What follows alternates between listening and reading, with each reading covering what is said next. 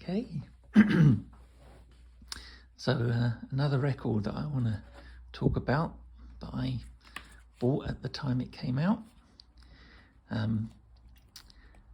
especially as recently it's been made a bit of a resurgence, hasn't it? It's come back and reached #1 earlier in the year due to Stranger Things, and that's Kate Bush, Running Up That Hill. Now at this point maybe I should make the admission that I've never seen Stranger Things. Maybe that's something I should watch. But I'm glad it came back. So this was released originally in 1985, and I bought it when it came out. So another one that I helped send up the charts. I think this got to #3 in late August, September time, 1985. And it was the first record that Kate Bush had released in some time. I seem to recall about 2 or 3 years,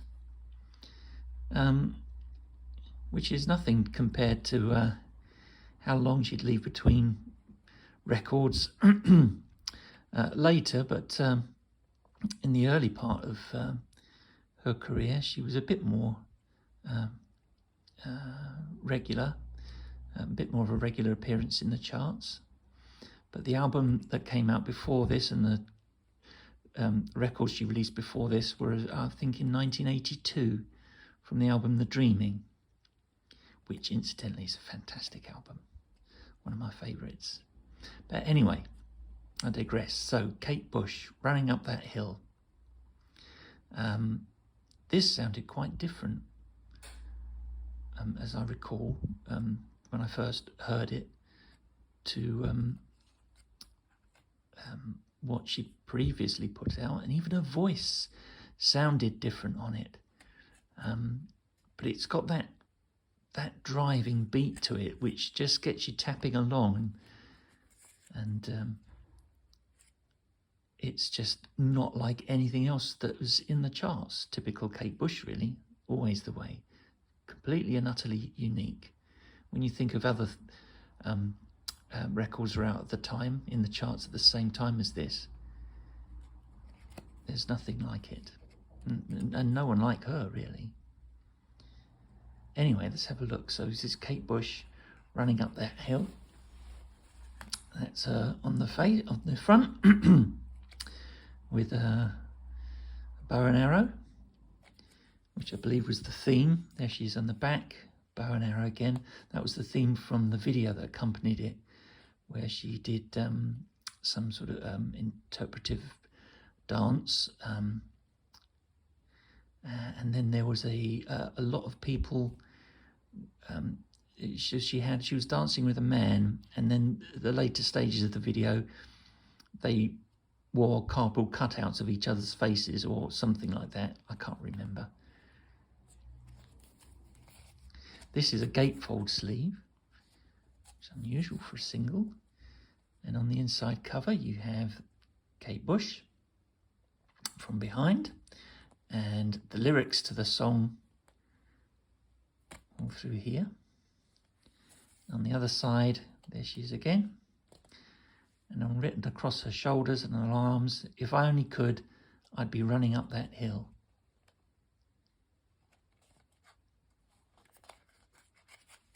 And then inside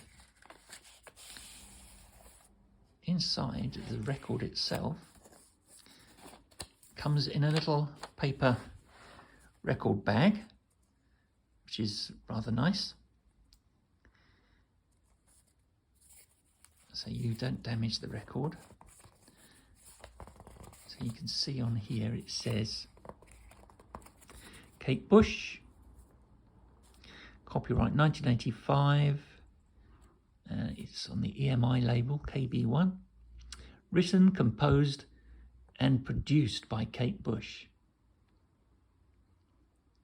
And I'm right in thinking that this was, because this was the precursor to the album The Hounds of Love, which came out shortly after, I believe. And this was the opening track on it.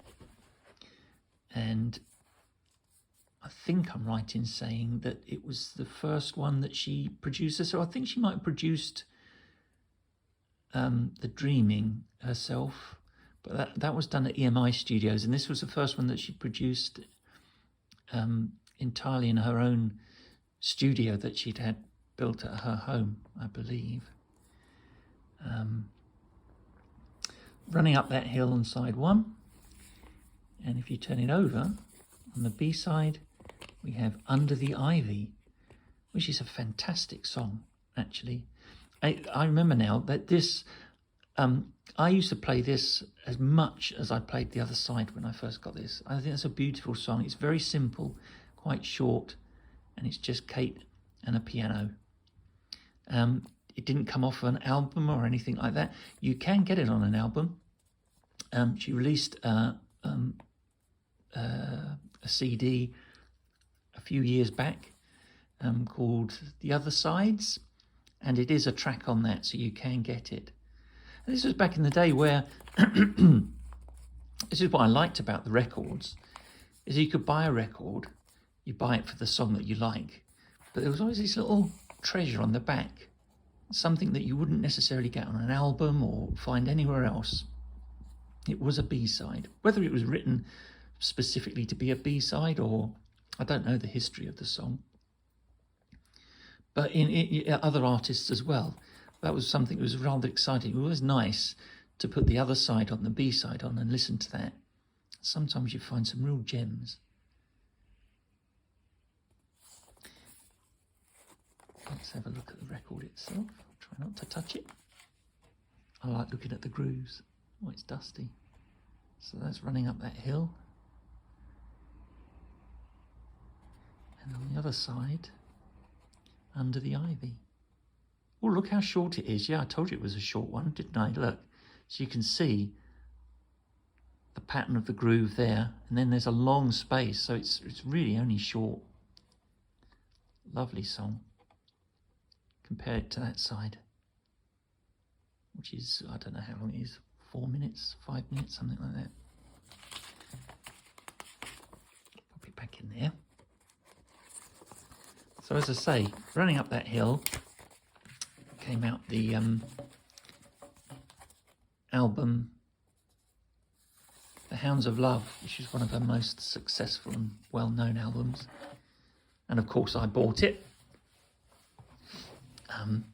And there was a lot of interest in Kate Bush. I mean, you'd not heard anything from her for, like I said, 2 or 3 years. And then all of a sudden, I remember this album came out, or this record came out, and then the album. And there was a lot of interest. I remember hearing her being interviewed about the album, actually, rather than just the record. And then they played tracks from the album. And on the strength of that, I bought it. Now, I was a Kate Bush fan beforehand, but I think I only had a couple of her albums prior to this, though.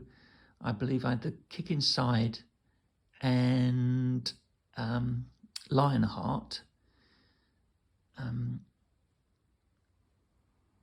I wasn't sort of a fan right from the beginning, although when Wuthering Heights came out, I liked it and I knew about it.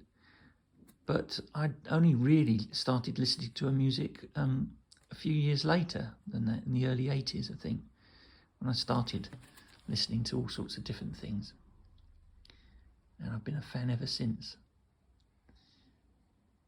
So there you are. I never got to see her live, although she, it was a long time ago. When was it?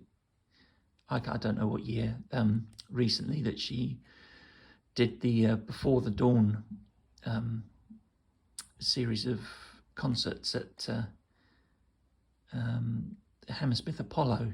I nearly called it the Hammersmith Odeon. That's what it used to be years ago. I saw a few people there at the Hammersmith Apollo. I'd love to have gone, but never got the chance. So I don't know whether she'll ever perform again live. Who knows? I'd love to see her, though.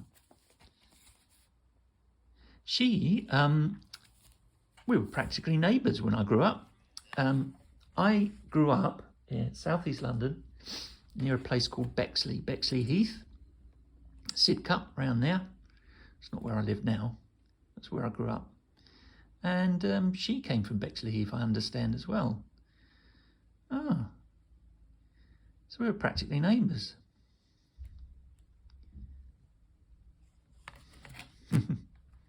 Anyway, Kate Bush running up that hill. I don't think I've got, can't think of anything more to say about that, really. There we go.